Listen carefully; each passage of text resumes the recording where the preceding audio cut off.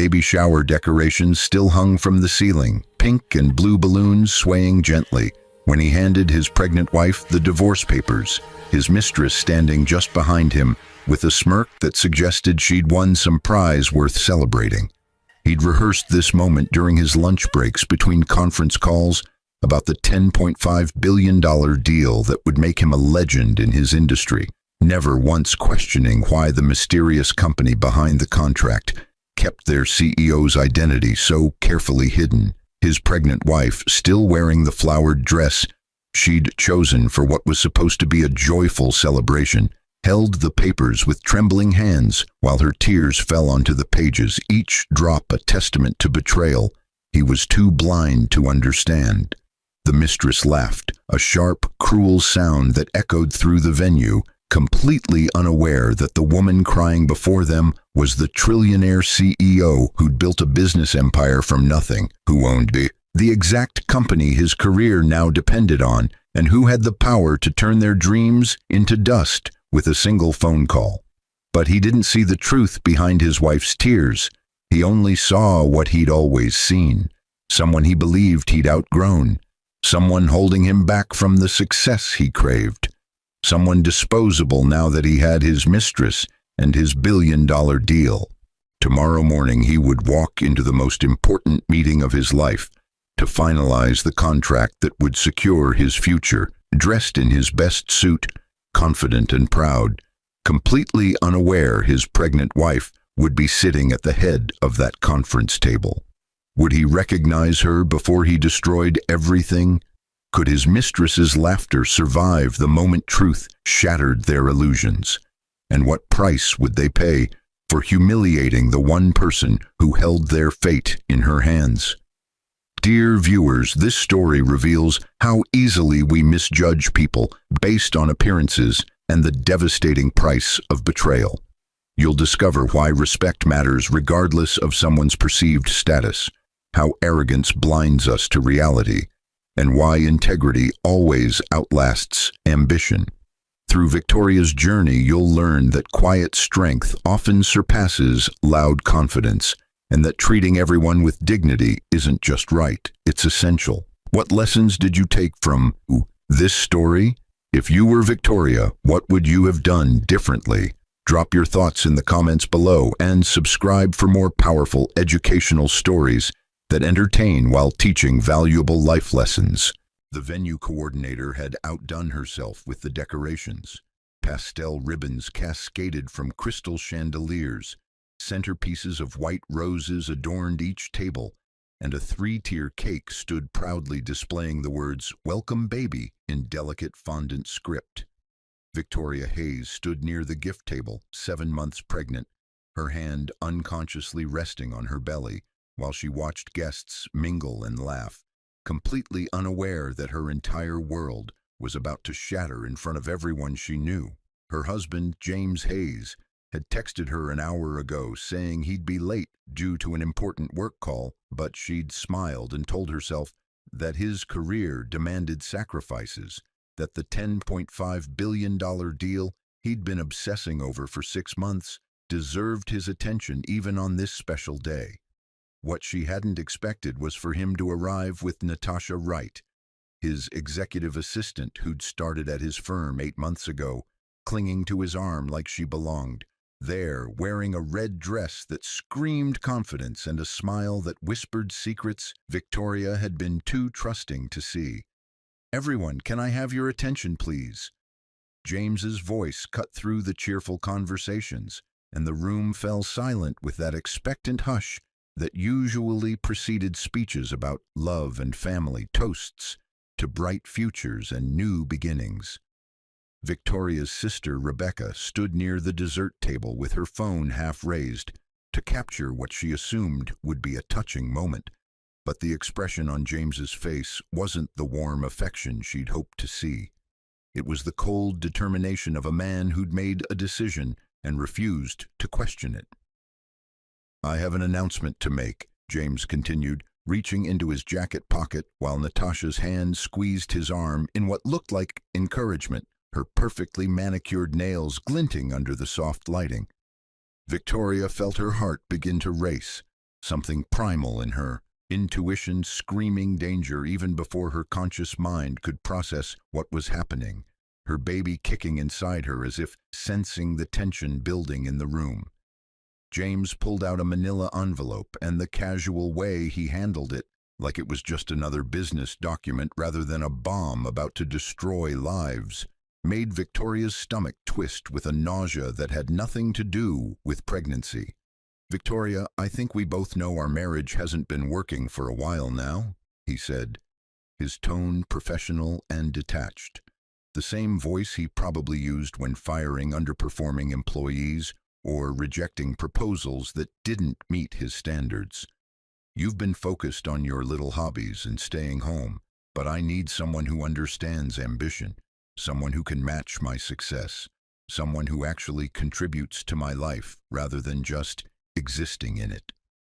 The words landed like physical blows, each one carefully chosen to cut deeper than the last, and Victoria heard gasps ripple through the crowd as people realized what they were witnessing. Her mother moved toward her, but Victoria held up a hand to stop her, some core of strength refusing to let her collapse in front of this audience, even though her legs trembled and her vision blurred with tears. "These are divorce papers," James continued, walking toward her with Natasha following 2 steps behind, that smirk still playing on her lips like she was watching her favorite show reach its climactic moment. "I've already had my lawyers draft everything. You'll be taken care of financially. I'm not a monster, but I need to move forward with my life, and tomorrow's meeting with Apex Global Industries will launch me into a stratosphere you could never reach." He handed her the envelope, and when their fingers touched briefly, Victoria searched his eyes for any hint of the man she'd married 5 years ago, the man who'd promised to love her in sickness and health, for richer or poorer, but all she saw was a stranger wearing her husband's face. The room had gone completely silent now, the kind of silence that feels heavy and suffocating, where even breathing seems too loud, and Victoria could feel dozens of eyes watching her, waiting to see if she would break down, scream, beg, or simply crumble under the weight of this public humiliation. But what none of them knew, what James had never bothered to discover because he'd been too busy chasing deals and promotions and mistresses who fed his ego, was that Victoria Hayes was also Victoria Chen, the founder and CEO of Apex Global Industries, the very company about to sign the $10.5 billion deal that James believed would make his career. She'd built her empire quietly over the past 7 years, keeping her maiden name for business and her married name for personal life, wanting to know if James loved her for herself rather than her wealth, wanting to build something separate from their relationship that belonged entirely to her. The tears streaming down her face now were real. Grief for a marriage that had clearly died long before this moment. Pain from betrayal by someone she'd trusted completely. Humiliation from being discarded like garbage in front of friends and family. But behind those tears, her mind was already calculating, already planning, already seeing moves on a chessboard James didn't even know he was playing on. Victoria's hands trembled as she opened the envelope, the crisp legal papers rustling in the silence that had consumed the baby shower venue like a suffocating blanket. Natasha stepped closer to James, her laugh breaking through the tension, sharp and cruel, designed to assert dominance over a woman she believed had already lost everything worth having. "Oh, honey, don't cry too much," Natasha said, her voice dripping with false sympathy that fooled absolutely no one in the room. "James needs a woman who understands the corporate world, someone who can stand beside him when he signs the biggest deal in the industry tomorrow, not someone whose greatest accomplishment is picking out nursery colors." The insult hung in the air, and Victoria saw her sister Rebecca's face flush with anger, saw her mother's hands clench into fists, saw friends she'd known for years looking at James with disgust and confusion. But she also saw something else. She saw exactly who these people truly were when they thought they held all the power. James cleared his throat, uncomfortable with the attention now that the dramatic moment had passed, his confidence wavering slightly under the weight of so many judgmental stares fixed on him and his mistress. "Look, Victoria, this doesn't have to be ugly," he said, his tone shifting to something approximating reasonableness, though the damage was already done and everyone in that room knew it. "You'll get the house in the suburbs, a fair settlement, and you can focus on being a mother, which is really what you're good at anyway." He gestured vaguely at her pregnant belly, reducing her entire existence to a single biological function, completely unaware that the woman before him had negotiated international contracts worth billions, had built distribution networks across 6 continents, had created jobs for over 50,000 employees worldwide. But Victoria had learned long ago that some people only see what they expect to see, their assumptions blinding them to reality, even when truth stands directly in front of them, wearing a flowered maternity dress and tear-stained makeup. The baby shower guests began to murmur among themselves, the shock wearing off enough for anger and indignation to surface, but Victoria's sister Rebecca moved through the crowd toward James with the fury of a protective sibling ready to defend her family.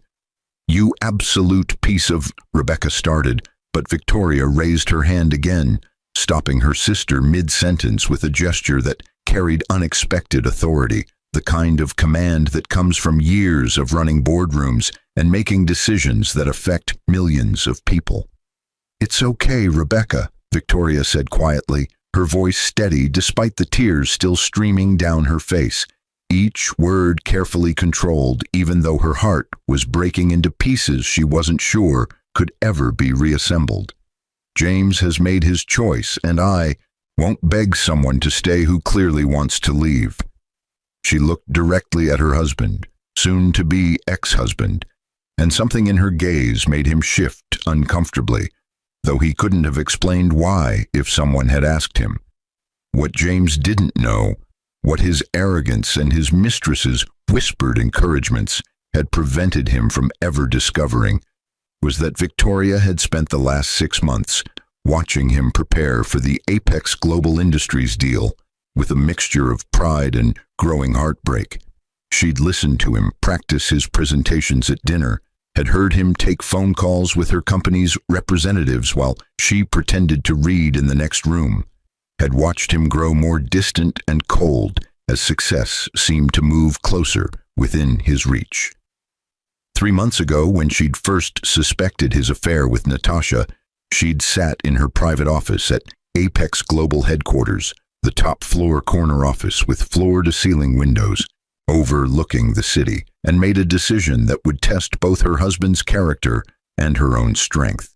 She'd instructed her legal team to move forward with James's deal, to give him everything he wanted professionally, to let him believe he'd earned this triumph through his own merit and skill, all while knowing that the final signature required would be hers, that the mysterious CEO he'd never met was the wife he was preparing to discard. Victoria's assistant and closest confidant, Michael Torres, had argued against this approach, had warned her that giving James the deal would only embolden him, would make the eventual betrayal cut even deeper when it inevitably came. "If you suspect he's cheating, Victoria, why reward him with the contract of his career?" Michael had asked, his loyalty to her making him protective in ways that went beyond their professional relationship. But Victoria had shaken her head, her hand already resting on the baby bump that was just beginning to show at 3 months pregnant, her eyes distant with a pain that came from loving someone who might not love her back. "Because I need to know, Michael," she'd said softly, her voice carrying the weight of someone preparing for heartbreak. "I need to know if James loves me or if he loves what I can do for his career, and the only way to find that out is to give him everything professionally while being nothing but his pregnant wife, personally." Now, standing in this baby shower venue with divorce papers in her hands and her husband's mistress laughing at her tears, Victoria had her answer, clear, devastating, and absolutely undeniable. James had chosen ambition over love, had chosen a woman who stroked his ego over a wife who'd built him opportunities he didn't even recognize, had chosen to humiliate her publicly rather than have a private conversation like adults who'd once promised forever to each other. The knowledge settled into her bones with a finality that felt like mourning, but beneath the grief, something else was stirring, a cold, calculated determination that had built a trillion-dollar empire from nothing and wouldn't hesitate to protect itself when threatened. Tomorrow morning's meeting would reveal everything, would strip away every illusion James had constructed about his own importance and Natasha's supposed victory, would demonstrate with brutal clarity that actions always carry consequences even when people are too arrogant to see them coming. Victoria carefully placed the divorce papers back in the envelope, her movements deliberate and controlled, then looked at James with an expression that held secrets he couldn't begin to comprehend. "I'll sign these," she said quietly, her voice carrying across the silent room with unexpected strength. "And tomorrow, after your big meeting, we'll talk about the settlement." James nodded, relief flooding his features as if he'd expected more resistance, more drama, more of the emotional mess he'd been bracing himself to handle. He had no idea that Victoria's agreement was a chess move, that her calm acceptance was strategic rather than defeated, that the settlement conversation she'd mentioned would happen in a context completely different from anything he was imagining. Natasha looped her arm through James's, practically glowing with triumph, and together they walked toward the exit while guests parted before them like a sea that couldn't bear to be contaminated by their presence. Their departure, leaving behind a baby shower transformed into a wake for a marriage that had died long before anyone realized it was already gone. James Hayes adjusted his tie for the third time in the elevator, ascending to the 47th floor of the Apex Global Industries headquarters building, his reflection in the polished metal doors showing a man who'd barely slept, but was running on pure adrenaline and ambition. Natasha stood beside him, her hand possessively on his arm, wearing a designer suit she'd charged to the credit card he'd given her last month, with promises that today's deal would make such expenses meaningless in the grand scheme of his upcoming wealth. "You're going to be incredible in there," she whispered, her breath warm against his ear, her confidence in him absolute because she'd never seen him as anything other than the successful executive he presented to the world. "Once you sign this $10.5 billion deal, every company in the industry will be fighting for your attention, and that pathetic woman crying at her baby shower yesterday will realize exactly what she lost." The words should have made him feel powerful, validated, vindicated in his decision to divorce Victoria, but something nagged at the edges of his consciousness, a detail he couldn't quite place about yesterday's confrontation, something in his wife's eyes when she'd agreed to sign the papers that hadn't looked like defeat despite her tears. The elevator doors opened onto a reception area that screamed wealth and power, marble floors polished to a mirror shine, abstract art that probably cost more than most people's houses, and a receptionist whose professional smile didn't quite reach her eyes as she greeted them. "Mr. Hayes, welcome to Apex Global Industries," she said, her tone perfectly neutral, neither warm nor cold, giving away absolutely nothing about what awaited him beyond the massive frosted glass doors leading to the executive conference room. "The CEO will see you shortly, but she's requested that you wait in the lobby for just a few minutes while she concludes another meeting." James nodded, trying to appear calm and collected, even though his heart was racing with anticipation, this moment representing the culmination of 6 months of negotiations, presentations, revisions, and strategic positioning that had consumed his every waking thought. Natasha squeezed his hand, her eyes scanning the luxury surrounding them with barely concealed greed, already imagining herself belonging in spaces like this, already planning the life she'd build on the foundation of his success. What James didn't know, what Natasha couldn't have guessed, was that behind those frosted glass doors, Victoria sat at the head of a 30-foot conference table, her pregnancy barely noticeable under the tailored Armani suit she wore for board meetings and contract signings. Michael Torres stood beside her, tablet in hand, displaying the divorce papers James had served yesterday, alongside the $10.5 billion contract that required only her signature to finalize the two documents representing a collision of personal devastation and professional power that would reshape multiple lives in the next 15 minutes. "Are you absolutely certain about this, Victoria?" Michael asked quietly, his concern for her evident in the way his usually professional demeanor softened with genuine worry. "Once we bring him in here, once he sees you sitting in that chair, there's no going back from what happens next." Victoria nodded slowly, her hand resting on her belly where her baby, James's baby, though he'd made it clear yesterday that even impending fatherhood wasn't enough to keep him committed, kicked gently as if offering support for what was about to unfold. "He made his choice when he handed me divorce papers at my own baby shower, Michael," Victoria said, her voice steady but carrying an undercurrent of pain that 6 months of CEO training couldn't completely mask. "He made his choice when he brought his mistress, to humiliate me in front of my family and friends, when he reduced my worth to picking out nursery colors, when he decided that his ambition mattered more than our vows or our child." She paused, looking at the divorce papers on the screen, remembering the weight of that envelope in her trembling hands, the sound of Natasha's cruel laughter, the way James had looked at her like she was an obstacle he'd finally found a way around. But what he doesn't understand yet, what neither of them understand, is that I gave him every opportunity to choose differently, and the consequences of his choices aren't my responsibility anymore. Michael nodded, understanding in his eyes, then tapped his tablet to signal the receptionist that they were ready, setting in motion a revelation that would destroy the carefully constructed reality James and Natasha had been living in since yesterday's confrontation. The frosted glass doors opened, and James walked into the conference room with Natasha half a step behind him, both of them expecting to see corporate executives in expensive suits, lawyers with briefcases, perhaps a few board members observing this significant transaction.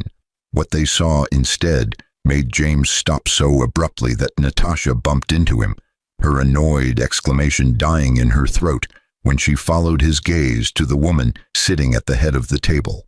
Victoria met her husband's eyes calmly, watching the confusion bloom across his features, seeing the exact moment recognition hit him like a physical blow, observing as his brain scrambled to make sense of his pregnant wife, the woman he'd divorced yesterday, the woman whose tears Natasha had laughed at, sitting in the CEO's chair of the company that controlled his entire professional future. "Hello, James," Victoria said quietly, her voice professional and controlled, the same tone she used when addressing shareholders and international partners. "Thank you for coming to finalize the Apex Global Industries contract. Please, sit down." The color drained from James's face as understanding crashed over him in waves, each revelation more devastating than the last, each piece of information he'd never bothered to learn about his own wife now combining into a picture that shattered everything he'd believed about his life, his success, and his choices. Natasha stood frozen beside him, her expression cycling through confusion, disbelief, and the first hints of genuine fear as she began to comprehend that the woman she'd mocked yesterday wasn't just some housewife being discarded, but rather the trillionaire CEO who controlled access to the corporate world Natasha had been so desperate to enter through James's coattails. I don't understand," James stammered, his usual confident demeanor completely demolished, his hand shaking slightly as he gripped the back of the leather chair Victoria had indicated. You're the CEO? You're Victoria Chen, but that's your maiden name, I thought." His voice trailed off as more pieces fell into place. her mysterious hobbies that kept her busy during the day, the way she always seemed to understand his business discussions better than he'd expected, the fact that she'd never seemed particularly impressed by his career achievements even when he'd expected admiration and praise. Victoria leaned back in her chair, her hands folded across her pregnant belly, watching her husband's world crumble with an expression that held more sadness than satisfaction, more grief than triumph.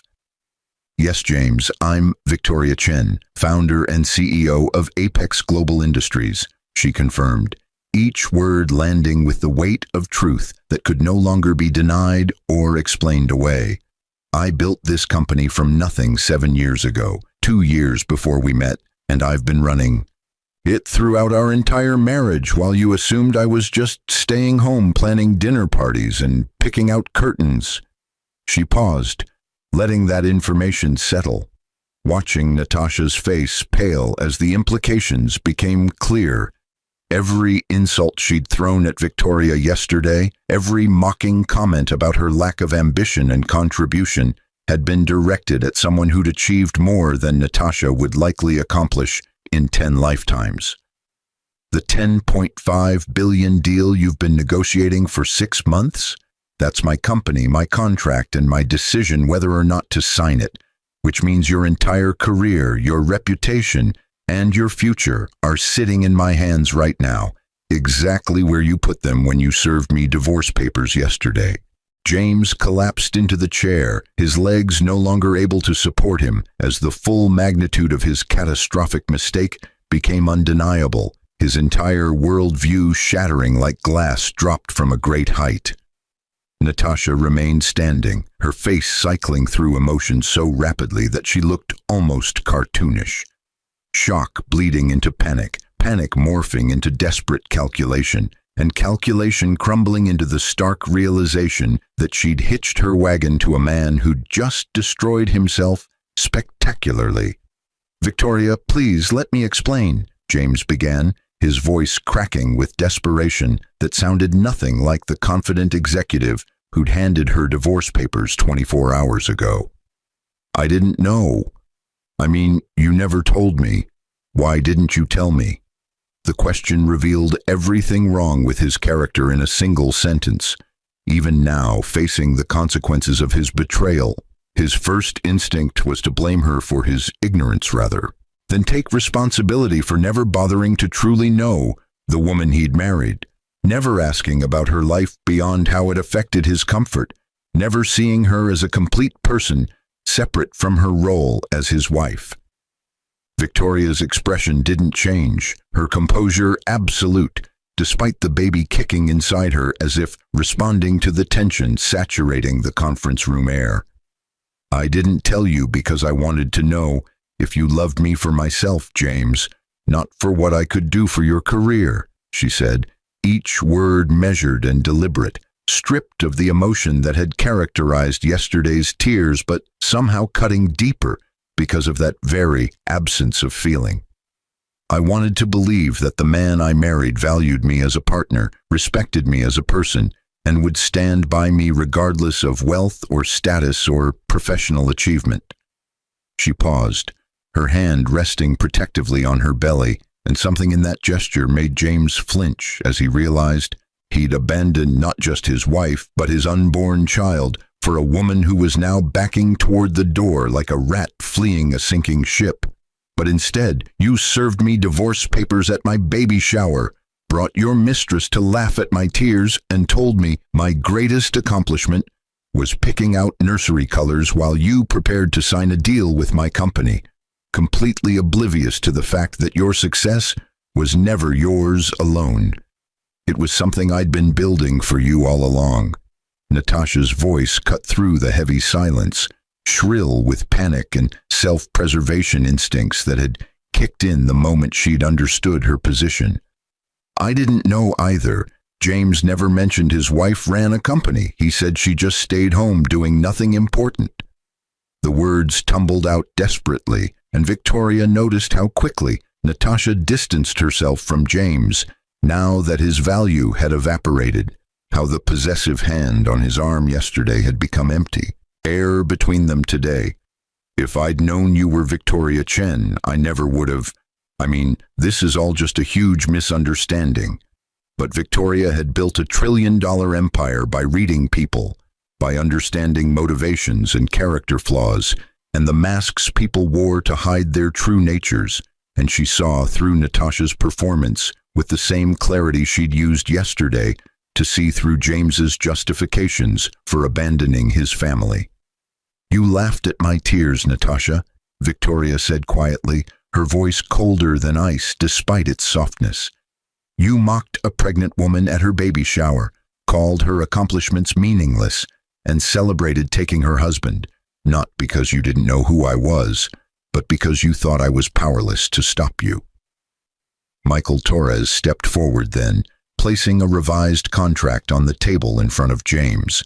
Not the $10.5 billion deal he'd spent 6 months pursuing, but something entirely different, something that made his face go even whiter as he scanned the opening paragraphs.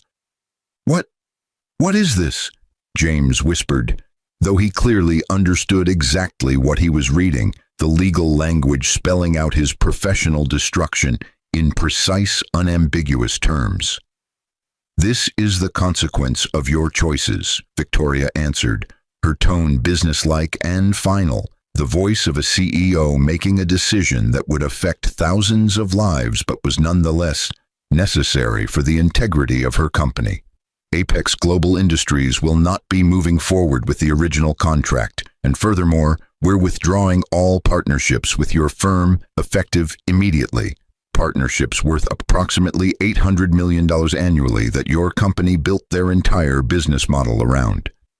She watched the information penetrate his consciousness, saw him calculate the ripple effects this would create, understood the moment he realized his firm would collapse without Apex Global's business, and that he would be blamed entirely for losing the relationship through whatever vague explanation his superiors would eventually extract from this disaster. "But it's not just your career that's over, James," Victoria continued, her voice carrying the weight of justice that had been building since yesterday's humiliation. "You see, when you served me divorce papers, you inadvertently triggered prenuptial agreement clauses that you clearly never read carefully, clauses that were designed to protect my company and my assets in exactly this scenario." Michael pulled up documents on the conference room screen, and James stared at his own signature on agreements he'd signed 5 years ago, without a second thought, so confident in his own importance that he'd never imagined a situation where his wife would have anything worth protecting from him. "According to our prenuptial agreement, infidelity resulting in divorce before our 5th anniversary, which is next month in case you'd forgotten, means you leave the marriage with exactly what you brought into it, which was approximately $47,000 in savings and a lease. Mercedes, you're 3 months behind on payments for."